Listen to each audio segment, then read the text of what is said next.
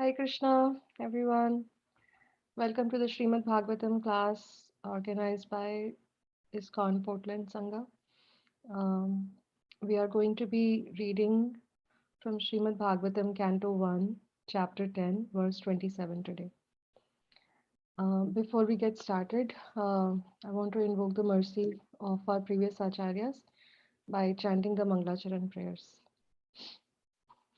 Om Jnanatimirandasya Jnananjana Chakshurunmilitam Yena Tasmai Shri Gurave Namaha Shri Chaitanya Manobhishtam Sthapitam Yena Bhutale Swayam Rupa Kada Mahyam Dadati Swapadantikam Vandeham Shri Guru Shri Yuta Padakamalam Shri Gurun Vaishnavamscha Shri Rupam Sagrajatam Sahagana Raghunathanvitam Tam Sajivam Sadvaitam Savadhutam Parijana Sahitam Krishna Chaitanya Devam Shri Radha Krishna Padan Sahagana Lalita Shri Vishakhanvitamscha He Krishna Karuna Sindhu Dinabandhu Jagatpate Gopesha Gopika Kanta Radha Kanta Namostute Tapta Kanchana Gaurangi Radhe Vrindavaneshwari Vrishabhanusute Devi Pranamami Haripriye वंशकल्पतरुभ्यश्च कृपा सिन्धुभ्य एव च पतितानां पावनेभ्यो वैष्णवेभ्यो नमो नमः जय श्री कृष्ण चैतन्य प्रभु नित्यानंद श्री अद्वैत गदाधर श्रीवासादि गौर भक्तवृंद हरे Krishna Krishna Krishna Hare Hare Hare Ram Ram Ram Hare Hare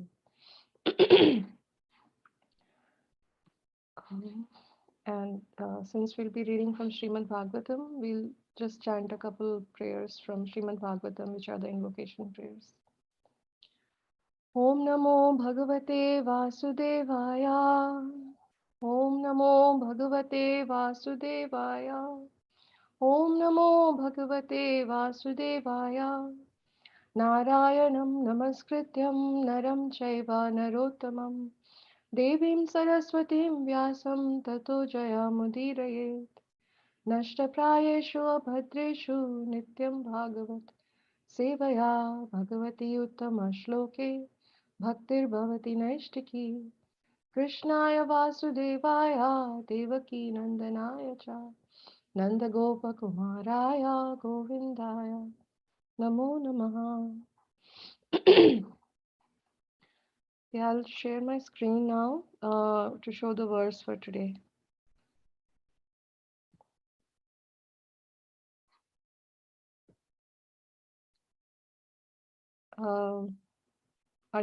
Is the screen visible, Prabhuji?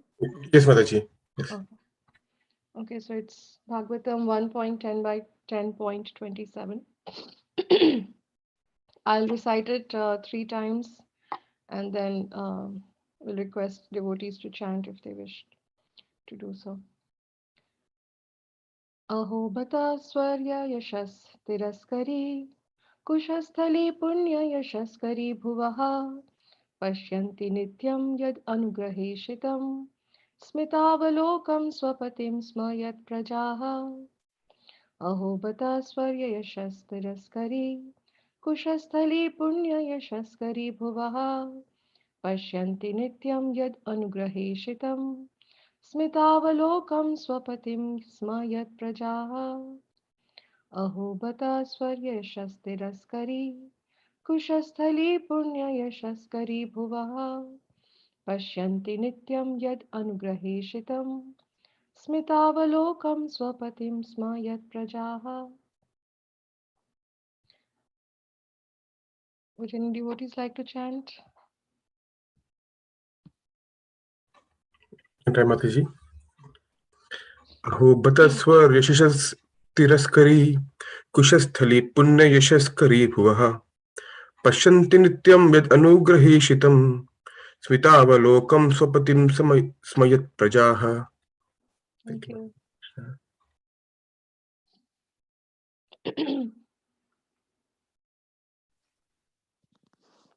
अहो बता स्वर्य शासस्तिरस्करी कुशस्थली पुण्य यशस्करी भुवा पश्यन्ति नित्यं यदनुग्रहेशितं स्मितवलोकं स्वपतिं स्मयत् प्रजा. Thank you, Mataji. Ahobata swaryasya strasakari kusasali punya yashakri bhuvaha pashyanti nityam yad anugrashitam smita bhaktam swapatam sma yata prajaha. Thank you, Mataji. Thank you, Prabhuji.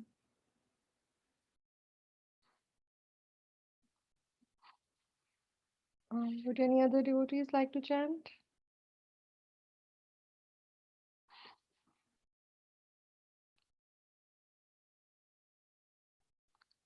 Okay, sounds like a no. So we'll move with the synonyms. Ahobata, how wonderful this is. Swa Yashasaha, the glories of the heavenly planets. Tiraskari, that which defeats. Kushasthali, Dwarka, Punya, virtue. Yashaskari, famous. Bhuvaha, the planet Earth. Pashyanti, see. Nityam, constantly. Yat, that which. Anugraha Ishitam, to bestow benediction. Smita Avalokam, glance with the favor of sweet smiling. Swapatim, unto the soul of the living being, Krishna. Sma, used to. Yat Prajaha, the inhabitants of the place. Translation and purport by His Divine Grace.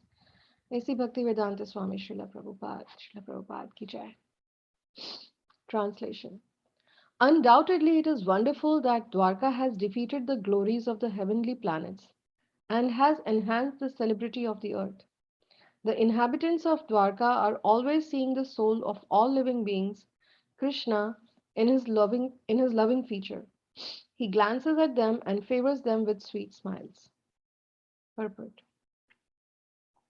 The heavenly planets are inhabited by demigods like Indra, Chandra, Varuna, and Vayu, and the pious souls reach there after performance of many virtuous acts on earth. Modern scientists agree that the timing arrangement in higher planetary systems is different from that of the earth. Thus, it is understood from the revealed scriptures that the duration of life there is 10,000 years by our calculation. 6 months on earth is equal to 1 day on the heavenly planets. Facilities of enjoyment are also similarly enhanced, and the beauty of the inhabitants is legendary. Common men on the earth are very much fond of reaching the heavenly planets because they have heard that comforts of life are far greater there than on the earth. They are now trying to reach the moon by spacecraft.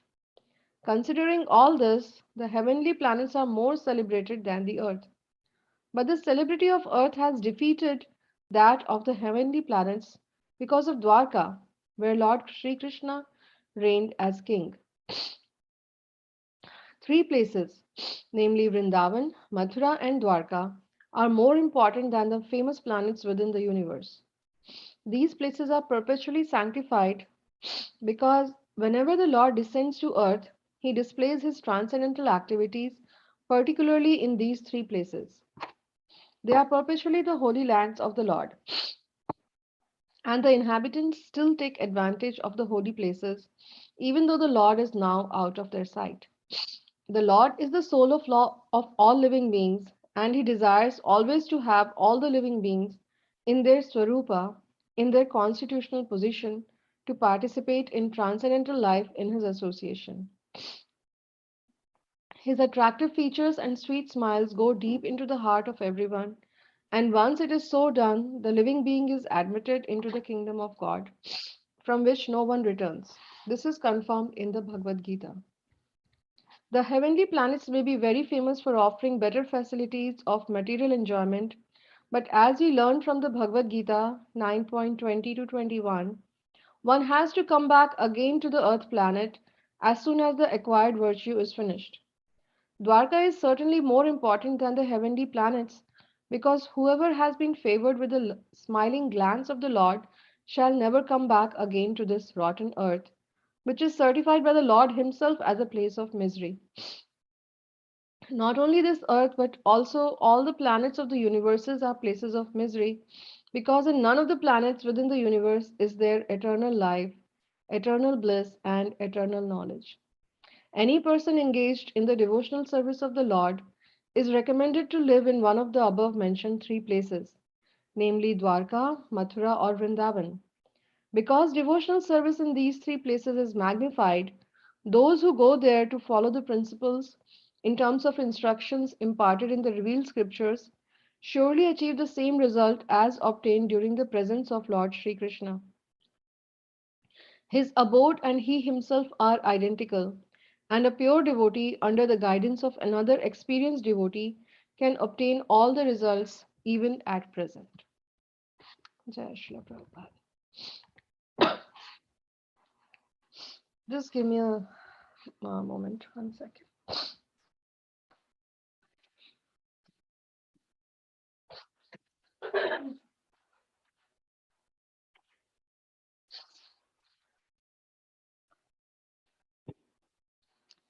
Thank you. It was very cold here. Just turned on the heater. Um, so, so this purport was so much packed. Srila Prabhupada has given so many pointers here that it was hard to pick which one to talk more about. I'll just, we'll go in the order like how Srila Prabhupada has explained things here. So, first point here is that Dwarka has is superlative to heavenly planets. So we need to understand why they are being why is Dwarka being compared to heavenly planets? Dwarka is a spiritual place. It is the eternal abode of Lord Shri Krishna in the spiritual planet, and it has a reflection down here in the material world. And we are talking about that reflection, but even that is a spiritual place because it is the place where Lord Shri Krishna chooses to do his pastimes. So that place, Dwarka, um, it is being compared to the heavenly planets because mundane people like like myself and so many more, they are only able to understand the glories of the heavenly planets. Those are so popular that anybody, when they want to leave. No, not when they want to die. Everybody has to die, but they want to go to Swarga after they leave the body. In fact, all the relatives, when somebody passes away in the family, they say that Swargavasi, he has become Swargavasi, which is like he or she has become the inhabitant of Swargaloka. Uh, Hardly anybody says that he has, or they wish that the person has gone to Vaikuntha Loka or to the spiritual world. Mundane people, they want their relatives, their loved ones to go to the Swargaloka because that's all they know. So here, the comparison is being made to that heavenly planet because most of the people know that, oh, most opulent, the best place to be is the heavenly planet, which is Swargaloka, because it has so much more ways of enjoyment available over there. And we are all so used to, all we know through this conditioned life is how to enjoy through our senses. Um, and uh, and we don't want to die, but we are forced to die here. So, okay, we are, once you die, at least then um, you can have even more enjoyment. I mean that's the desire. So there have been descriptions of how beautiful that place is, how beautiful the people look. Like everybody here wants those things. Nobody wants to look old. They want to look beautiful. They want to have the best possible appliances or whatever material opulences that are available in this material world, and they want to aspire for even more. So spiritual, no, not spiritual place, but Swargloka is a place to be. So that's why it is being compared, so that people, mundane people, can understand. Oh, it is even better than that, because that's the only yardstick that they know. That Swargaloka. Oh, it's even better than that. Wow, that must be really great. So Dwarka here. is being explained that it has enhanced the celebrity status of the earth because it has defeated even the heavenly planets in the glories. So that was one point which stood out from the purport was about the how glorious, how beautiful, how just magnificent Dwarka is. And we'll read a little bit more from another section of Bhagavatam, or maybe from Krishna book, where more details are given about the city of Dwarka, how magnificently it was built, and it was an architecture. It was the best offering done by the best architect, Vishwakarma. He just put all his intelligence uh, to offer something so beautiful to Lord Krishna by designing this Dwarkapuri. So that is one section which is there in this purport. And the second part is how about the spiritual nature of Dwarkapuri. So one is, how much opulent it is, how you can compare it to the material opulences.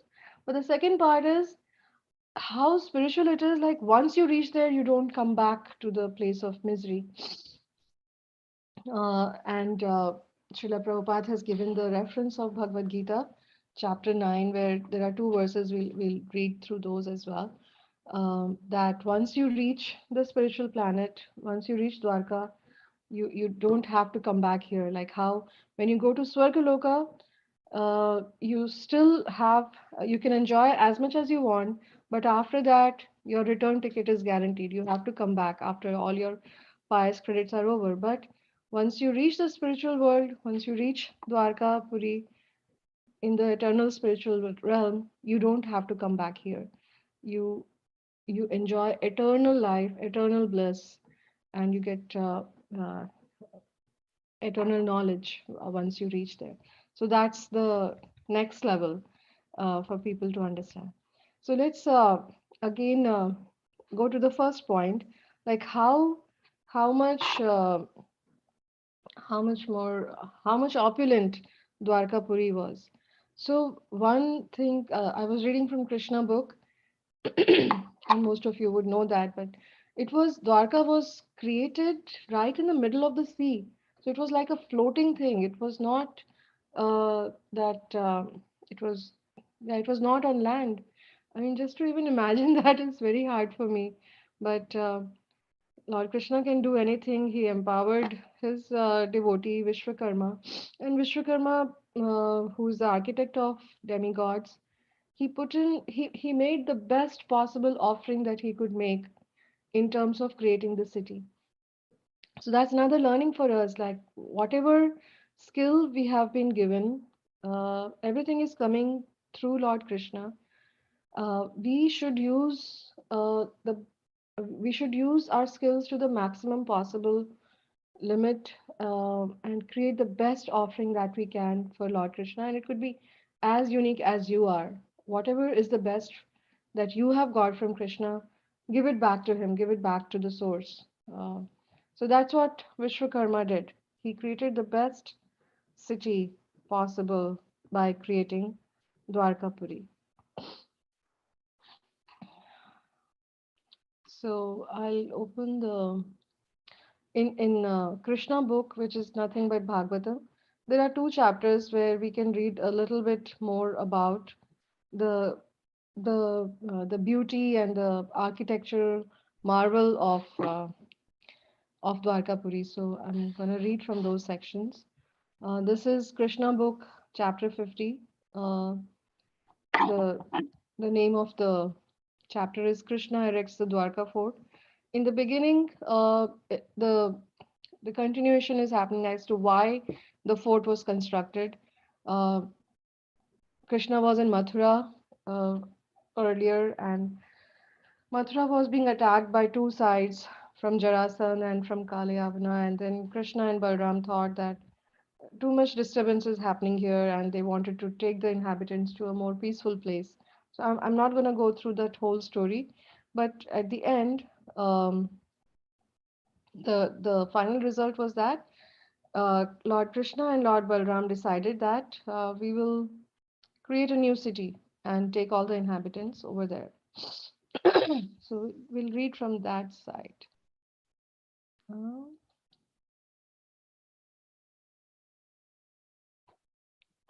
yeah, maybe from here because it gives a little bit of history and then it goes into the details of how that city was. So I'm going to read from this section. Yeah. When Mathura was thus besieged, Lord Sri Krishna began to consider, in consultation with Baldev, how much the Yadu dynasty was in distress, being threatened by the attacks of two formidable enemies, Jarasandh and Kalayavana. Time was growing short. Kalyavana was already besieging Mathura from all sides, and it was expected that the day after next, Jarasandh would also come, equipped with the same number of divisions of soldiers as in his previous 17 attempts. He had tried to defeat Krishna 17 times. um, Let me maybe read from here. Krishna therefore decided to construct a formidable fort where no two-legged animal, either man or demon, could enter. He decided to keep his relatives there so that he would then be free to fight the enemy. It appears that formerly Dwarka was also part of the kingdom of Mathura. In Srimad Bhagavatam, it is stated that Krishna constructed the fort in the midst of the sea. Remnants of the fort Sri Krishna of Remnants of the fort Krishna constructed still exist in the Bay of Dwarka. Krishna first of all constructed a very strong wall covering 96 square miles, and the wall itself was within the sea. It was certainly wonderful and was planned and constructed by Vishwakarma. No ordinary architect could construct such a fort within the sea, but an architect like Vishwakarma, who is considered to be the engineer among the demigods, can execute such wonderful craftsmanship anywhere in the universe. If huge planets can float in weightlessness in outer space by the arrangement of the Supreme Personality of Godhead, surely the architectural construction of a fort covering 96 square miles within the sea was not very wonderful. Yeah, I mean, for uh, for s- for people like me, I mean, who don't have that much intelligence, and just to think that how could he construct a city, and it was such a huge city, and we'll see like how many things were there, and it's all within the sea. I mean, it's just fantastic. It sounds like fantasy, but it was true. But if you see what are the things Lord Krishna can do, like having here, having such huge planets float by themselves, if that he can make possible, then yeah, why not? City can be constructed in the sea. So it's a marvel. Um, Yeah, it is stated in Srimad Bhagavatam that this new, well constructed city, developed within the sea, had regular planned roads, streets, and lanes. There were also well planned parks and gardens filled with plants known as kalpavrikshas or desire trees. These desire trees are not like the ordinary trees of the material world. The desire trees are found in the spiritual world. By Krishna's supreme will, everything is possible. So, such desire trees were planted in Dwarka, the city constructed by Krishna. The city was also filled with many palaces and gopuras, or big gates. These gopuras are still found in some of the larger temples. They are very high and constructed with fine artistic skill. Such palaces and gates held golden water pots, kalashas. These water pots on the gates or on the palaces are considered auspicious signs. Almost all the palaces were skyscrapers. In each and every house, there were underground rooms containing big golden and silver pots for stocking grain. Even for stocking grain, the pots were made of gold. Can you imagine, like the opulence? Something such a small, like day-to-day utensils. We would probably have a few silver articles in the house which we use for serving the lordships. But look at the opulence of Dwarka, where even to store something like these days we use mostly plastic containers. Just look at how degraded we are. Or in previous times they at least used to use some metal to do that. And in case of Dwarka, they were using golden and silver pots to store grains. I mean, each and everything was just so opulent over there. And there were many golden water pots within the rooms. The bedrooms were all bedecked with jewels, and the floors were mosaic pavements of Marakata jewels. The Vishnu deity worshipped by the descendants of Yadu was installed in each house in the city. The residential quarters were so arranged that the different castes, Brahmanas, Kshatriyas, Vaishyas, and Shudras, had their respective quarters. It appears from this that the caste system mentioned in the Bhagavad-Gita existed even at that time. In the center of the city was a residence made specifically for King Ugrasena. This was the most dazzling of all the houses. A couple more paragraphs. When the demigod Indra saw that Krishna was constructing a particular city of his own choice, he sent the celebrated Parijata tree of the heavenly planets to be planted in the new city. And he also sent a parliamentary house, Sudharma. The specific quality of this assembly house was that anyone participating in a meeting within it would overcome the influence of invalidity due to old age. The demigod Varun presented a horse which was all white except for black ears and which could run at the speed of the mind. Wow. Kuver, the treasurer of the demigods, presented the art of attaining the 8 perfectional stages of material opulence. In this way, all the demigods began to present their respective gifts according to their different capacities. There are 33 million demigods, each entrusted with a particular department of universal management. All the demigods took the opportunity of the Supreme Personality of Godhead's constructing a city of his own choice to present their respective gifts, making the city of Dwarka unique within the universe. This proves that while there are undoubtedly innumerable demigods, none of them is independent of Krishna. As stated in the Chaitanya Charitamrita, Krishna is the supreme master and all others are his servants. So all the demigods took the opportunity to render service to Krishna when he was personally present within this universe. This example should be followed by all, especially those who are Krishna conscious, for they should serve Krishna by their respective abilities. When the new city was fully constructed according to plan, which was, mind you, it was just within one day it was constructed, Krishna transferred all the inhabitants of Mathura and installed Sri Balram as the city father. After this, he consulted with Balram and, being garlanded with lotus flowers but carrying no weapons, he came out of the city to meet Kala Yavana, who had already surrounded Mathura. So this was some of the architecture related details about Dwarka city.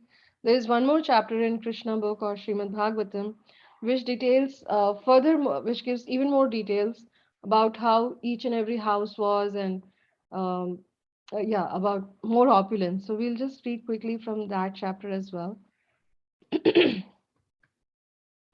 This is so that was chapter 50, and then chapter 69 uh, also has some more details. And this is a very beautiful chapter, a very frequently quoted chapter when Narad Muni visits the various homes of Lord Krishna and he sees Lord Krishna engaged in activities in each and every of the palace. So Lord Krishna had 16,108 wives, and many people accuse Lord Krishna about that he had so many wives. So um, according to the current societal norms, it's not something good to have more than one wife. And look at him, he had 16,108 wives.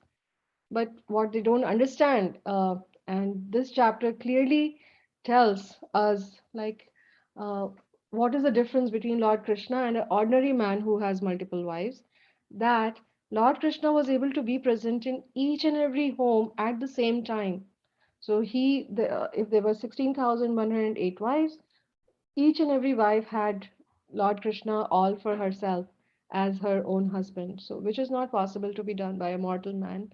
He could be with just one person at a time, but Lord Krishna could be with everyone at the same. And this was not the only time when he exhibited that opulence. Even Brahma Vimohan Leela, he expanded himself and became each and every Gopa. And so Lord Krishna can do all kinds of magical things. And this chapter is, uh,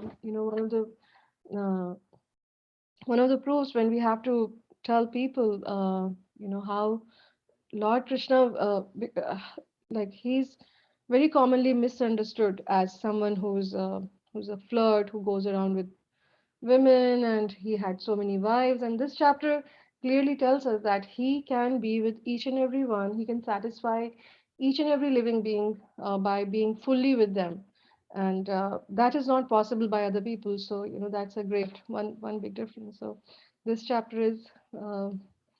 A very important chapter in that sense, that it gives us a proof directly from Srimad Bhagavatam about this potency of Lord Krishna.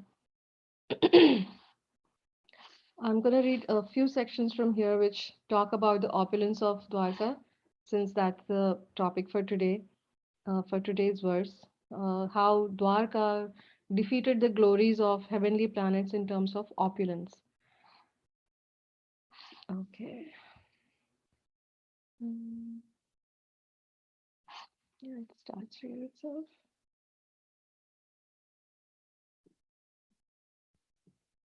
Yeah, so I'm going to read from here. So Narad Muni wanted to see, maybe I can read from the beginning because it says the same thing. When the great sage Narad heard that Lord Krishna had married 16,000 wives after he had killed the demon Narkasur, sometimes called Bhaumasur, he was astonished that Lord Krishna had expanded himself into 16,000 forms and married these wives simultaneously in different palaces. Being inquisitive as to how Krishna was managing his household affairs with so many wives, Narada, desiring to see these pastimes, set out to visit Krishna's different homes. When Narada arrived in Dwarka, he saw gardens and parks full of various flowers of different colors, and also orchards overloaded with a variety of fruits. Beautiful birds were chirping, and peacocks crowed delightfully. There were ponds full of blue and red lotus flowers, and some of these ponds were filled with varieties of lilies. The lakes were full of nice swans and cranes, and the voices of these birds resounded everywhere.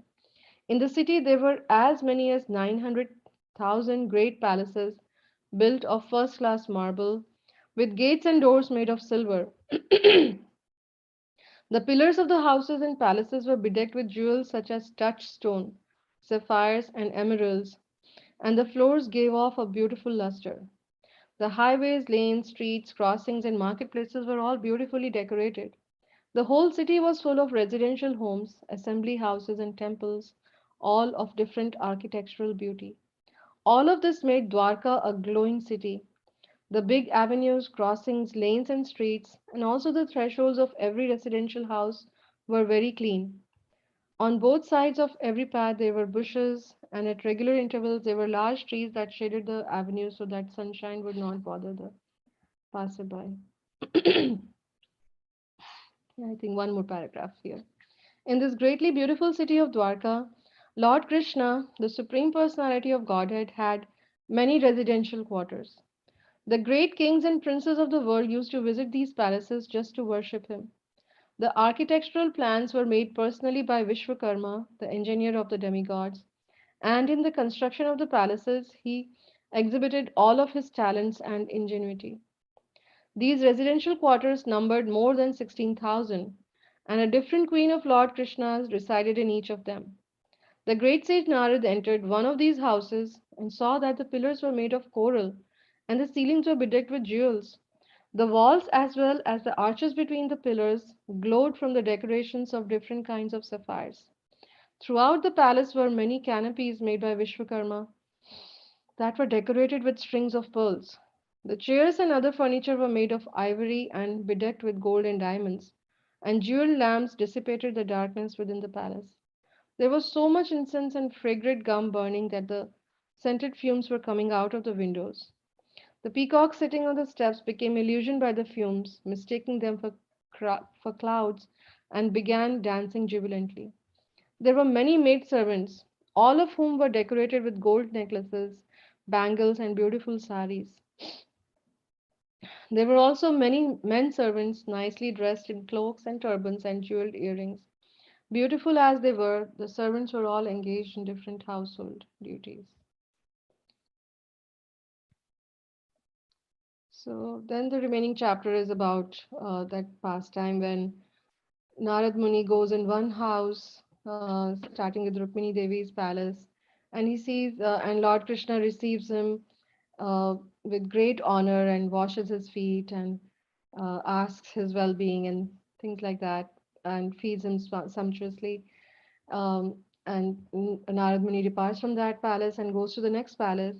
And there, Lord Krishna receives him again as if he's receiving him for the first time, and washes his feet and does everything, offers him nice things once again. And Narad Muni, so it was as if Lord Krishna, this was a different person who he has met for the first time again in this visit. Then he went to the third palace, and Lord Krishna was doing some other activity, and he received Narad Muni again and asked his well-being, "How are you?" So Narad Muni had a wonderful experience here. He first-hand experienced this glory of Lord Krishna, how he was manifesting himself at the same time in all these different palaces, being 100% with each and every wife that he had, and doing all the household affairs, and also teaching by his personal example how a householder should live his life. Like Lord Krishna was seen doing havans, he was in some palace, he was meditating upon himself in one of the palaces. So he didn't have to do all those things. He was only doing it to set an example for people, uh, to show how a grahastha, how a householder should lead his life, to how he should spend his time. In fact, Lord Krishna mentions that in Bhagavad Gita itself, that although none of the rules apply to him, but still he follows, he he he performs all the actions, keeping it well in mind that common men will follow him. So, yad yad acharati shreshthas, tat tat evetaru jana. Like whatever shreshth people, whatever the higher people do, popular people do, the common men will follow. So Lord Krishna wants to make sure that whatever he is doing is setting a good example for other people to follow. So that's what he exhibited in Dwarka as well. So that's about the opulence of Dwarka city. We'll go back to the verse for today. So the first paragraph, which was written by Srila Prabhupada, it was about, how beautiful Dwarka was, that it was even more beautiful than the heavenly planets. And then the heavenly planets, so not only the material opulence, how we saw about Dwarkapuri, but also the inhabitants of heavenly planets of Swargaloka have very long lives. They have duration of life is 10,000 years. So here in the material world where we are, if you live up to 100, I mean, that's wonderful. Most of the people don't reach till that age. 70, 80, 90, that's when most of the people pass away. Um, so, but nobody wants to die. They actually want to enjoy for longer and longer, but of course with good health. So people here are there are people who are working on big projects, how to elongate human life and how to slow down aging, so that you have longer life and you are also able to enjoy more. So like you have so much sense gratification opportunities, and scientists and people are working super hard to create it, a longer life, with the purpose that you can do even more sense gratification for a longer time and with more more vigor. But still, 100 years is what we say right now.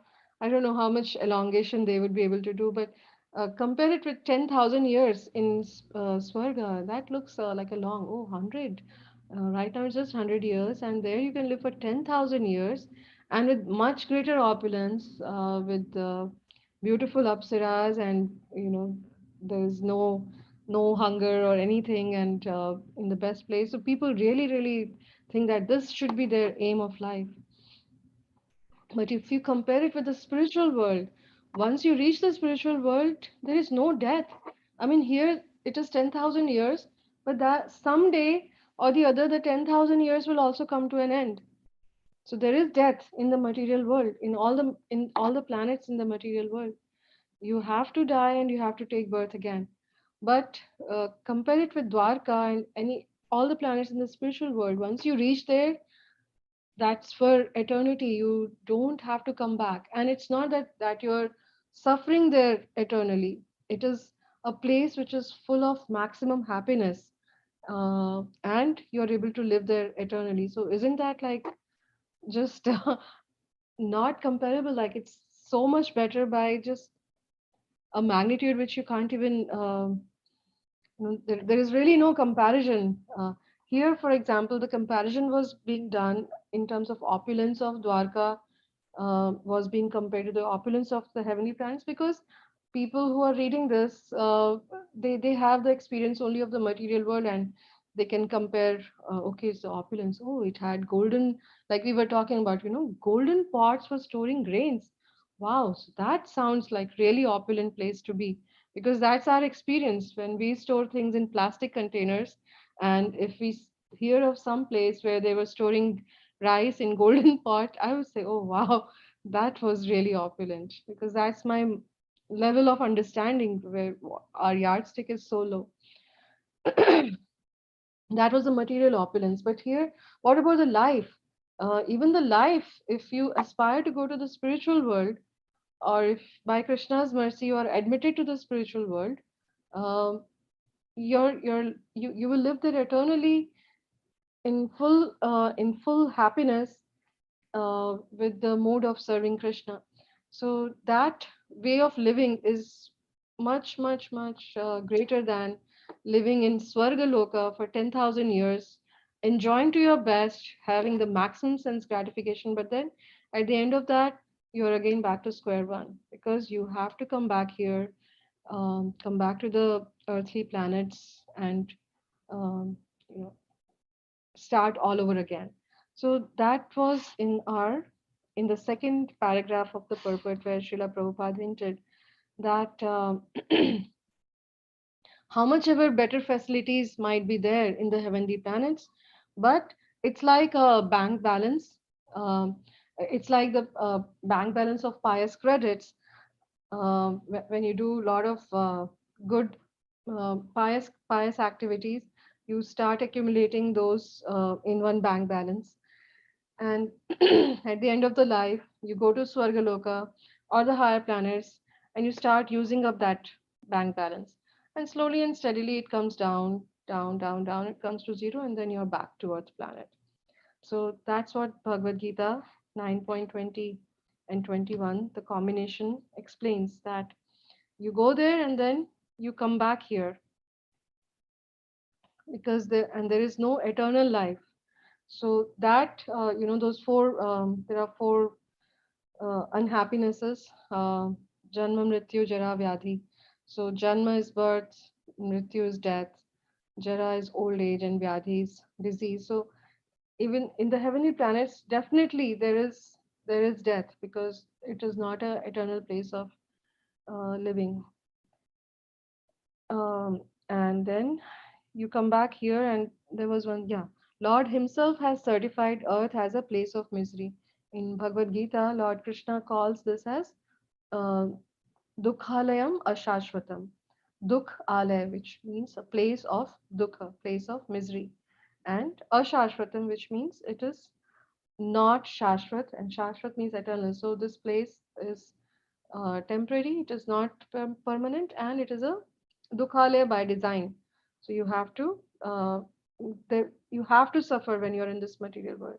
People suffer in different forms, uh, and to different degrees based on their karmic baggage. But suffering has to be there. No one here can claim that he or she is happy all the time. There will be some misery or the other in uh, in a person who seems to have got everything in life. We see examples of great celebrities, but you discover that they are on antidepressants. I mean, how could a person who is so rich, so famous, has following of thousands of people or more, could be depressed? But yeah, they are depressed, and even some people have committed suicide. I mean, that's the highest form, when shows that how disgusted they are with this life. So misery is there, in small and big, all kinds of shapes and sizes in this material world. But if you are able to devote this life to Lord Krishna, and sincerely and without any material motive, you worship him, you abide by, you go through all the instructions of Bhagavad-Gita, and you try to live your life based on that, then by Lord Krishna's mercy, you have a chance of being taken back to your original place, which is the spiritual world, and live in the association of Lord Krishna, and that's the best place to be. So here, when we are comparing Dwarka with Swargaloka, the real thing about Dwarka is not having those golden pots for storing grains, but the differentiator of Dwarka and all the spiritual planets is that those are the places of residences of Lord Krishna. Lord Krishna has chosen those places to do his pastimes. So how much beautiful those, how important those places are, that how fortunate those places are that Lord Krishna has chosen to do his pastimes there. And once you go there, you are you, for one, you don't have to come back here to the place of misery, and then you are like full, your heart is full of joy, a joy which we have never experienced here.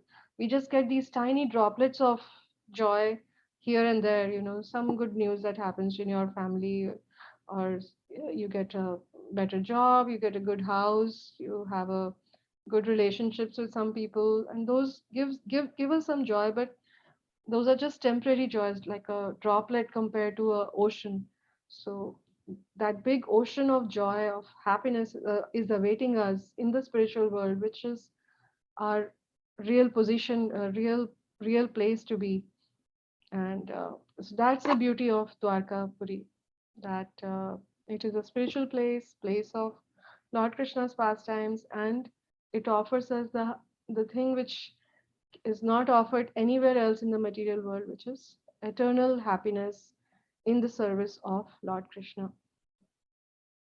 So we talked about the material opulence of Dwarka Puri, as read by, as explained in the Krishna book, which we read today, and the difference between Dwarka and the material world in terms of not being an eternal place of living, and it has eternal happiness possibility. There were few more points. What's the time? Maybe I can cover one more thing, which was that currently, so Mathura, Dwarka, Vrindavan, Mathura and Dwarka here, Srila Prabhupada mentioned that these three places uh, are personally sanctified because Lord Krishna did his pastimes there. And what was that? These places are still present on earth. Like, we are still able to go to Vrindavan. So many of us have done yatras there, and people are living there in Vrindavan, in Mathura, and Dwarka. So we are still able to see these places. Although Lord Krishna is not doing his pastimes, at least not to our eyes, the pastimes are eternally going on, but those are not visible to us. How they were visible to the inhabitants of these places 5,000 years ago, when Lord Krishna was personally present here. So the point that I wanted to share was, these places are still present, and when we go there, we are not able to, so our eyes are almost like covered with a cloth of this conditioning that we are used to. And um, it's only when we hear from our from realized souls, from pure devotees, are we able to see the beauty of Vrindavan, of Mathura and Dwarka. So it's through our ears that we are able to see, not through our eyes. Our eyes might see a lot of dirtiness, and a lot of um, filth, and seeing pigs roaming on the city, on the road. And I'm guilty of doing that. Like, I have been to Vrindavan. I have been lucky to visit Vrindavan since my childhood, every year. I didn't understand. I didn't realize the importance of getting that experience in every summer vacation, where when we used to spend 15 days or more in Vrindavan. And I would be like, oh, why does this place not have a restroom? Even at that time, we had to go out in the fields for doing our daily jobs. And why does it not have this? Why this? Why that? And not really understanding that. So my eyes were just totally covered with uh, this conditioned way of living. We mainly used to live in the city, so I was used to having a bathroom. And then when we used to go there, I was like, why do I have to go out in the field? And and then also later, even in the later years when we went, I unfortunately, even after hearing, so I was still able to see that there are all kinds of animals roaming around there. But really, uh, when you hear the glories, you are it's almost like that curtain opens up, and then you're able to really see the dham, experience the dham, not through your eyes, but by hearing about the glories from the lips of pure devotees. So hopefully, I'm aspiring for that day when I go for my next visit to one of these holy dhams, that I'm able to have some small glimpse of the real beauty of these dhams. So it's not just possible for ordinary human beings to see the dham, even though they are present, their feet are right now planted in that dham, but they may still not be able to see that. But only pure devotees can see the importance, and they can still see the pastimes happening in the dhams. We know about Rupa Goswami. There are he has documented that. And all the pure realized souls were able to see. They were even able to take part in Lord Krishna's pastimes, which are still going on in Vrindavan. Um, so yeah, that was the third point which came. I mean, there are so many points. Srila Prabhupada has packed this purport. You can probably just take a couple of lines and talk about it for hours. So that was my short attempt at this beautiful verse about the glories of Dwarka Dham. Since we are almost close to 9 a.m., I'll stop here. It's 8:57. If there are any devotee would like to add something I might have missed, any corrections, any comments, please feel free to share. Thank you so much. Hare Krishna.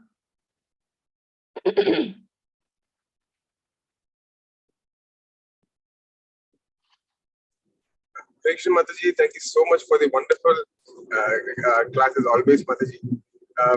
Thank you so much for explaining and describing the beauty of Dwarka Dham, and reading from the Krishna book. Mataji, one thing which I remember I heard in one of the class was Shri Jiva Goswami. He mentions regarding the pastime of Srimad Muni when he's going to the different palaces. Shri Jiva Goswami writes that whenever Srimad Muni used to visit each and every different palace used to have a different time zone. Since one would be day, night, and afternoon. Oh. It's not just. It's like universe of the world going to each and every different palace. And it's like wow. So Jiva Goswami explains that in one of his commentaries. Yeah, I just want to share that with you. Thank you so much for the amazing class and also explaining the way we should, or rather, how we are viewing the dham and making dham aparad, so to say. by viewing it as so many things are gutters are flowing, gutters are overflowing, garbage dump, this, that, and it's the more we look like that, the more dham will be covered from our eyes. So thank you so much, Mataji, and to summarize. In summarizing that, we should hear the dham, or we should see the dham by hearing more than just seeing. Thank you so much, Mataji. Thank you, Prabhuji. Hare Krishna Mataji. Hare Krishna Mataji. Thank you very much. And you covered very topics, most topics, and beautiful topics that especially made how the Vrindavan made by Vishwakarma, and while we are going there, but how many hurdles or many happiness it may become. Especially we are imagining that Vrindavan Dwarka, we are getting happy more, and how it is there, how Krishna is enjoying with Gopikas and like that. If it is birth is there, we will maybe take that place. My ambition that is like that. Krishna is very Gopikas and Krishna and Yashoda, everybody is there. Dwaraka and Madhura. Madhura is still there. I have seen Madhura visited, that where Krishna born, and that prison also there. Yeah.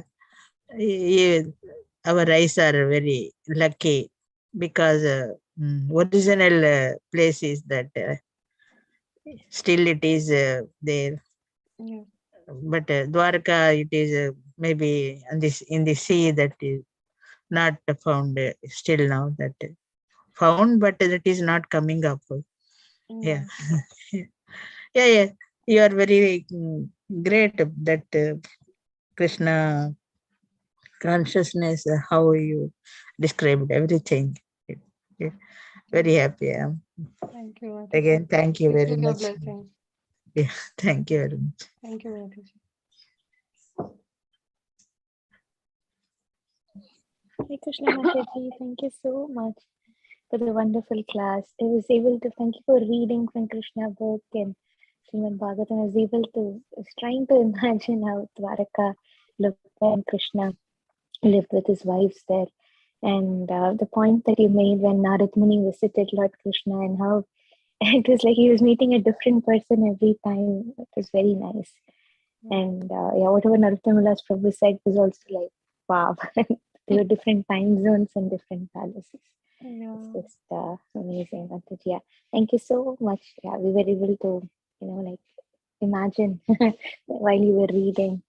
It was really nice. Thank you. Thank you, Anita.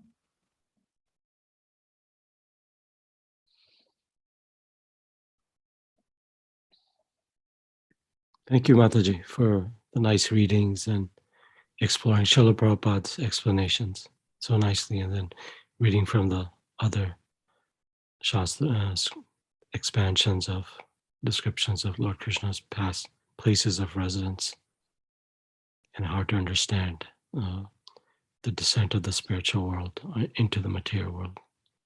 Thank you very much. Thank you. Hare Krishna. Hare Krishna.